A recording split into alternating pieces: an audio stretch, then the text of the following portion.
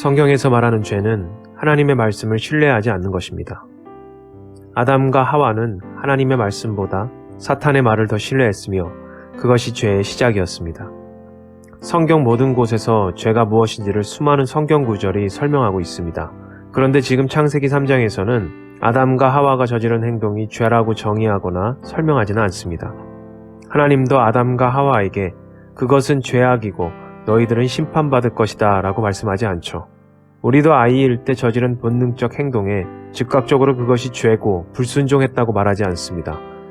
또한 아이의 실수가 몇 번 반복되더라도 부모는 그 실수를 죄악이라며 아이를 심판하지 않습니다. 물론 아이가 성숙해지면서 실수가 반복되면 아이를 대하는 상황은 분명히 달라지겠죠. 그래서 아이의 성장 과정에서 꼭 필요한 것이 가르침입니다. 성경을 자세히 보세요. 하나님은 아담과 하와에게 가르쳐주고 계십니다. 그런데 아담은 실수한 아이와 같이 하와에게 잘못을 전가합니다.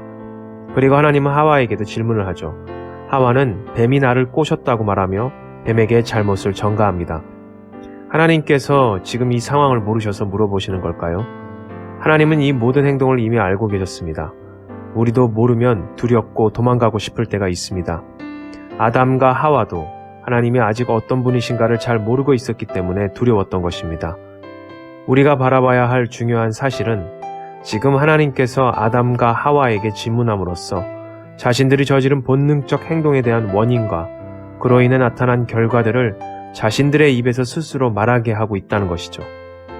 하나님께서는 마치 아담과 하와를 실수한 어린아이들을 가르치듯 조심스럽게 다루고 계십니다. 참고 가르치는 것도 사랑의 시작이며 하나님의 속성입니다. 때로는 회초리가 필요할 때가 있습니다. 하지만 인격이 성숙하지 못한 아이들에게 회초리를 들면 두려움과 공포심을 심어주게 됩니다. 더 심각한 것은 때리는 걸 반복한다면 그건 사랑의 매가 아니라 일방적인 폭력일 뿐입니다. 우리도 영혼들을 대할 때 매우 조심스러워야 합니다. 하나님께서 아담과 하와에게 질문했던 것처럼 그들이 먼저 잘못된 행동과 잘못된 결과를 자신들의 입술에서 말하게 하며 스스로 깨닫게 해야 합니다. 하나님께서 그러하셨듯이 우리도 참고 인내하며 가르쳐야 합니다. 교회는 누구에게나 반드시 그렇게 해야 합니다. 왜 그런 줄 아십니까? 의인은 없습니다. 우리는 주님 앞에 모두가 초심자이고 주님 품으로 갈 때까지 아담과 하와 같은 어린아이들입니다. 그래서 우리는 그리스도가 주신 은혜의 감격으로 늘 겸손한 마음과 자세로 살아가야 합니다.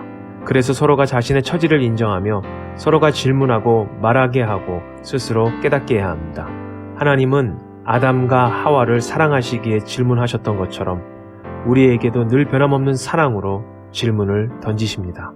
사랑한다면 서로를 가르치세요.